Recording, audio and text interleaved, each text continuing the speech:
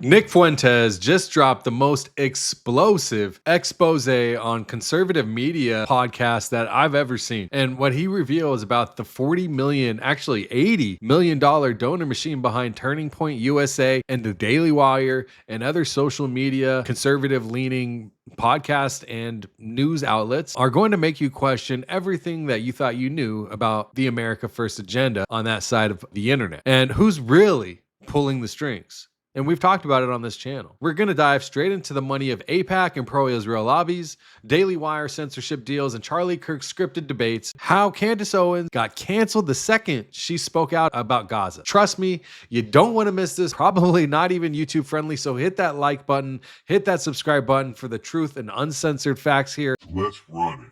We gotta have you and Ben sit down. That's the only way to squash all this, I guess, right? I'm willing to do it anytime, any place. You and Ben or you and Charlie. I saw you tweet that out. You want to debate one of those two? Mm-hmm. Charlie would be a good one, I think. Oh yeah, and you know, he says he'll debate anybody. I would debate him anytime, any place. You know, and I've said that for years. He'll debate the left. He won't debate me. How do you think he did at Cambridge? I thought it was weak. You know, the problem with Charlie Kirk is I think he's insincere. I think he's arrogant.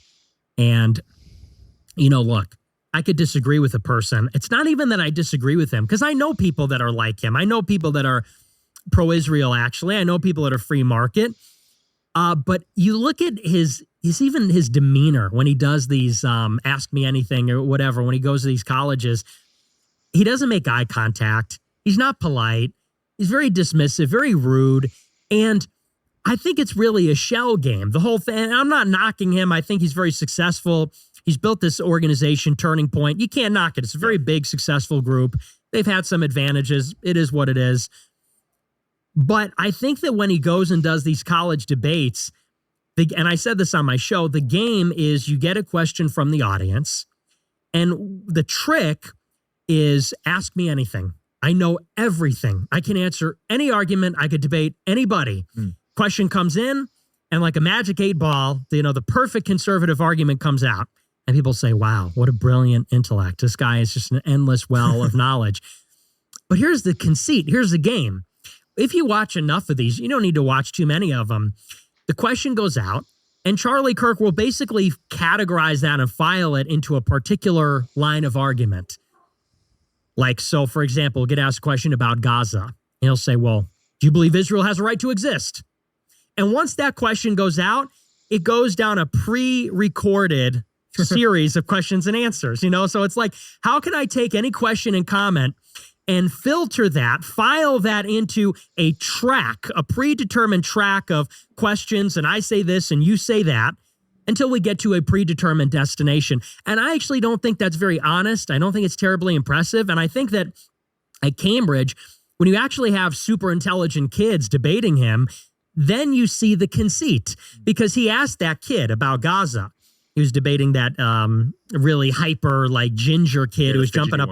Yeah. He was debating that kid about Gaza. And Charlie said, well, do you know what the civil war is in Africa? And the kid's like, yeah, Sudan. And he's like, well, do you know about the genocide in Asia? And he's like, yeah, Myanmar. And he's like, yeah, because I actually know what I'm talking about, and I'm not a stupid kid, and you're corrupt.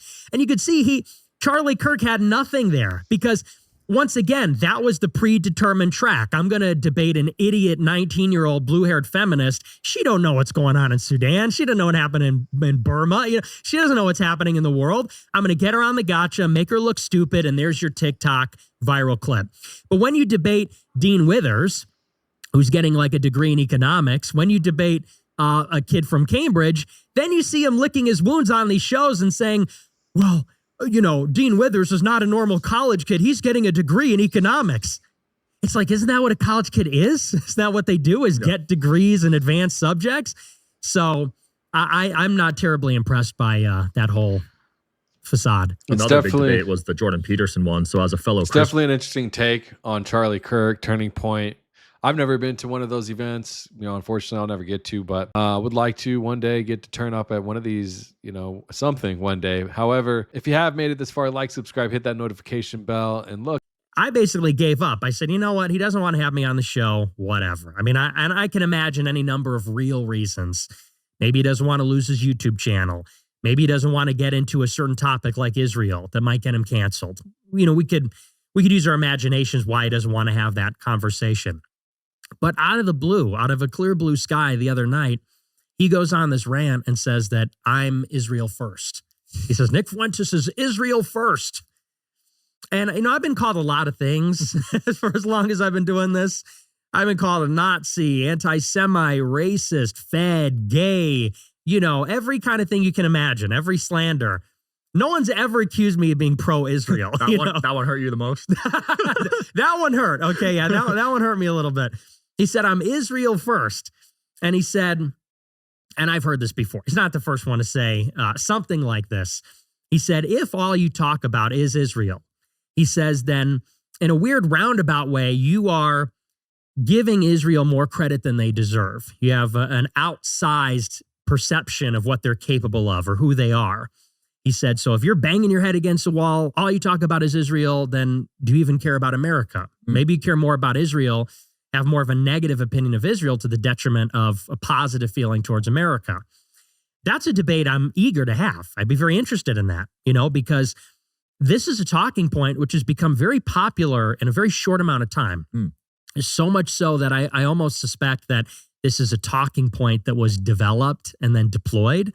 And I say that because I've seen Oran McIntyre from Blaze TV, Matt Walsh from Daily Wire, Tucker Carlson. They've all said exactly the same thing in interviews in the past 2-3 weeks. And they say something like this. They say, I only care about America. I don't care about Israel. My rebuttal to that is, of course, we care about America. That's the name of my show. It's America First. But if you care about America, you care about its governance. Yeah. The biggest problem with America is corruption. It's that foreign governments, multinational corporations are influencing our system. They're bribing the politicians. They have regulatory capture over the bureaucracy. They influence the war machine.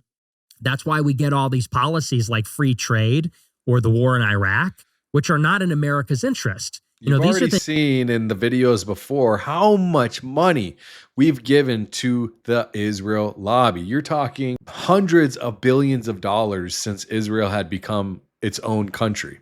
Now, this fine if our country is in good order, but America has not been treated first. So anyone not focusing on this country first with the billions and hundreds of billions, think about Hawaii, think about LA, the fires, all of these different things, the flood in Texas. Money should be being deployed over there to help bring these people up and put them on their feet so they have money in their pocket and food in their fridge and even have a fridge to put food in. We need to be stepping up and not giving money to other people until we're taken care of. I'm there all the way with that. Things that benefit certain companies, certain countries, they don't benefit the actual people of the country. So, of course, if you care about America, you need to care about if Israel's influencing our foreign policy. If you cared about America, you care about our military. Should we go and fight a war in Iran? Most Americans would say no. Israel says yes. They're very clear about this. If you care about America, you need to care about, you know, that Israel is exercising a veto over our military and our foreign policy. That's just one example. So he said all that, and I delivered this rebuttal on my show, and I said, you know what? I said, let's stop the nonsense. If you want to call me out and say I'm Israel first, have me on the show.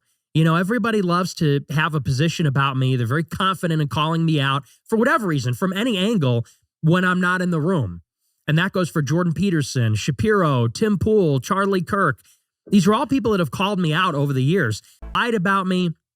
And I said, let's have a debate. Let's talk about it. You have this ideology, very mainstream, conventional, orthodox. I have this underground, heterodox, dissident view. Let's have the conversation. This is the free marketplace of ideas.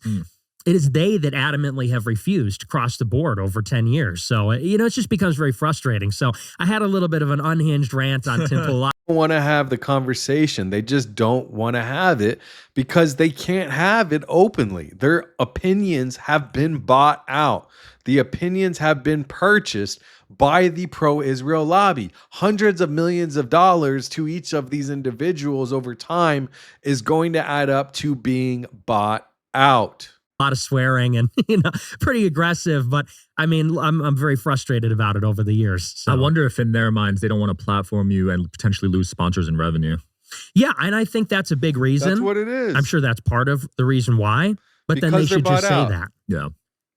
I mean, don't piss on my leg and tell me it's raining and say, oh, well, a lot of them say, well, we don't have him on because he's a jerk. He's a nasty guy. And it's like, I think I'm a polite guy. Even if you disagree with me, I'm pretty polite.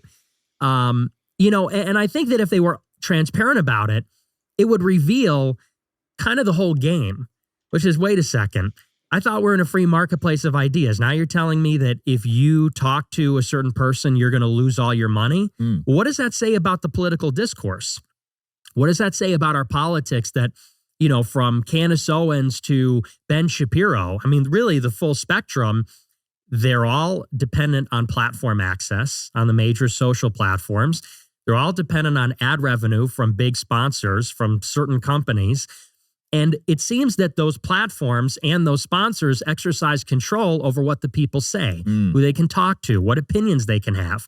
So when you watch a show, are you getting that person's opinion? Are you getting a real opinion? Or are you getting talking points that are sort of filtered? Even if it's not, maybe not necessarily somebody says, you can't say this, you can't say that. Even if it's a quiet self-censorship where somebody says, oh, if I have this guy on, I'm going to lose my show. It's really a difference without a distinction. Because people like to say, do you really believe that so-and-so on television is getting a list of what to say and they're sort of cynically and self-consciously lying to their audience? Not necessarily. I think people like opportunities. They like to get paid. They want to have a big platform. They know there's a game, so to speak, and to win, you have to play the game. And we all know what that means. Tucker knows what that means when he lost his job at Fox. Candace knows what that means when she lost her YouTube for about a month last year. We all know what you can say. We all, especially in this space, you're a content creator. We all know where that line is. It's sort of implied. And we all make decisions every day and all the time. Are we going to approach that line, cross that line, avoid it completely? And, someone like myself, my existence is inconvenient for them because I'm somebody that says, I have no lines. I have no sponsors. I've been banned from the platforms. If they ban me, I don't care. I'll go on an alternative platform. And, so there's just sort of like this deep contradiction. You can't go out and tell your audience, I'm uncensored, I'm free speech, I'm a free marketplace of ideas. Oh, but I'm on YouTube, so I can't say this. Oh, but I have a sponsor, I can't say that. Somebody like Nick Fuentes exists alongside, and I hate when people say their own names. I think it's very narcissistic, but if someone like myself comes around and says, well, I'm banned on YouTube and I talk to everybody and I say whatever, it kind of makes all these people look like controlled opposition. And I think they hate that. Yeah. So that's a big part of it. No, it's a good point. It makes you wonder who in alternative media, especially the political space, is compromised or influenced or paid off. I feel like it's a good amount of people. I think it's everybody. I think it's almost, and I don't think it's everybody. Definitely not me. But most heavy hitters, and it's sad to say, Charlie Kirk had been funded by the Israel pro lobbies for probably the existence of Turning Point. You're talking $40 to $80 million. And I believe that's annually. And if you want me to make a video on Turning Point, how much money they've received from Israel and pro-Israel lobbies, let me know in the comments down below. Let's take a look at that. It's not to say I'm the truest, and best or whatever, but you just have to follow the money. And people say that I have a cult-like following. Okay, guilty as charged. So do a lot of the great movies and underground artists. I mean, I have a loyal audience. They pay me to do my show. Question is, how many of the big streamers, none of the shows will, not Clavin, Knowles, Walsh, Shapiro, Peterson, Candace, when she was there, none of them would do it. And then with Turning Point USA, I'm on the blacklist. They throw me out of their convention every year. My beef with Turning Point started in 2019. Turning Point chapter wanted to bring me as a speaker. Turning Point said, you can't do that. They fired, actually, it's funny. Ashley St. Clair, everybody knows her now. Yeah. She's Elon Musk's baby mama. Years ago, she was a Turning Point ambassador. Wow. We took a picture at a party in 2019. Just a party. She wasn't even at the event I was at. We all just wound up in the same place. She got stripped of her ambassadorship because she was in the picture the next day. Holy crap. Because she hung out with me. That's like the level of blackballing I'm on in the conservative space. People don't even realize. It's just so nuts to me because conservatives are about free speech and all this, but I hear stuff like this. That's not free speech. Well, you got to think they're bought out. They're paid for. So they can't converse with someone who will speak out against the very topics and narratives that they're being paid to support. They can't speak out. They can't even have that person on the screen with them. Close to it. And it's the definition of cancel culture. I mean, this is something that's so telling about the conservative space. These people have railed for 10 years about censorship, cancel culture, wokeness, political correctness. They're all subtly different, but all these things are in the same vein. They participate in all of it, and they're not victims of any of it. Charlie Kirk, Ben Shapiro, name one platform they've ever been banned from, ever. For even a minute, for a day, a week, a month. Turning Point and Daily Wire have been on YouTube and TikTok and Facebook and Twitter uninterrupted for 10 years. Censorship hit its zenith, and then receded after Trump got censored on Twitter in 21. This whole story played out over literally 10 years. Arguably, there was no censorship around 2015. That's when it really started. And then it hit this high watermark around COVID, the pandemic, BLM, all that stuff. Now it's maybe once again at a lower point. This whole story has occurred, and not one of them got banned by one platform for even a day. None of the big guys. And when you look, they all actually colluded with the platforms. Daily Wire cut a deal with Google. They went to Google back when everybody was being banned over COVID. Anybody that doubted the vaccine, the hypothesis about the spread of COVID, they were all censored. People were censored for everything, the election, BLM, Ukraine, but that was a big one. Tim Pool, Shapiro, Charlie Kirk, they effectively all cut a deal with YouTube and said, look, we won't talk about it and we'll keep our platform access. In the interim, all their competition got banned. Gavin McInnes, Alex Jones, Vince James, me, you name it. All the competition, Sam Hyde, anybody that was talking about any of those hot button issues when censorship was intense from 2018, let's say, until 2022, all their competition got banned, and they were effectively like a state-enforced monopoly or an oligopoly. They got the pass from the conglomerate, or I should say the oligarchy of big tech social platforms. They got the pass to stay on and basically print money. Daily Wire was one of the biggest publishers on Facebook for years. Facebook has 3 billion active users. Think about the advantage of having 3 billion active users, a captive audience. You're the number 2 publisher on that platform versus being banned on everything. And what is the impact on the conversation, on your boomer relatives?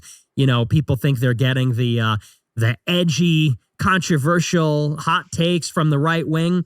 And they're getting something that's system approved, matrix approved by YouTube and basically the whole system. Yeah. Well, things are turning around now, though. Daily Wire looks like it's struggling. What are your predictions for how they're going to end up over the next few years? Well, I don't know if they're going to be able to make it out of it. I don't know their game plan, but I think they've lost a lot of credibility. I think that, and it has everything to do with the changing censorship atmosphere.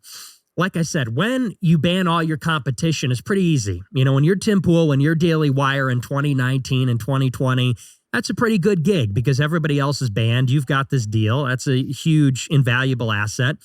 Now that censorship is going away, Elon Musk acquired Twitter in 22, starts bringing people back. And he honestly led the pack because after he acquired Twitter, the other social platforms said they were liberalizing. And by liberalizing, I mean relieving the censorship.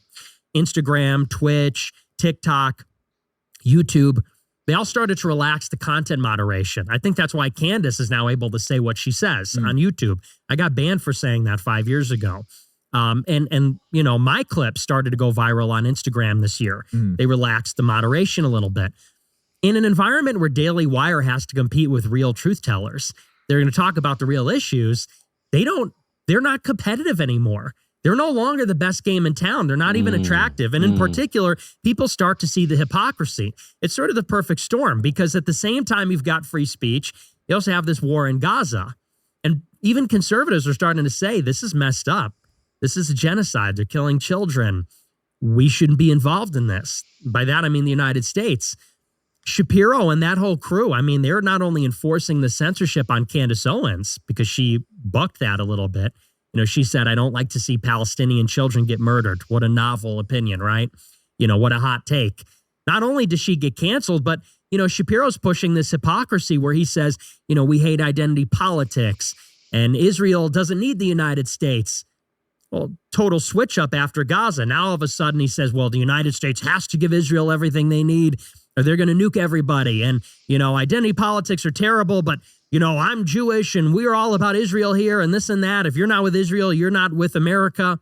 So I think people started to see the hypocrisy and now their credibility is an all-time low. Yeah, you can't compete now with real media that's out here telling the truth, trying to bring the evidence of what's been happening right in front of our faces.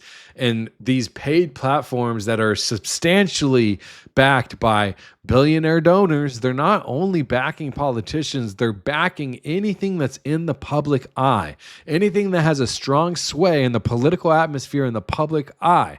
That's what they're after. They want to get to as many people as possible to be able to disseminate whatever their part of whatever they want you to believe is.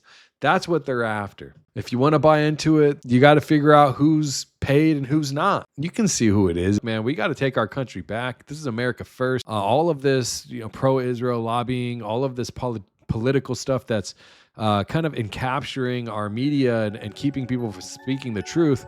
It's got to stop. If you're for America first and you think that's got to stop, let me know in the comments down below. I appreciate you sticking all the way through. It's your boy Danks. They call me Danks Unlocked. Yeah.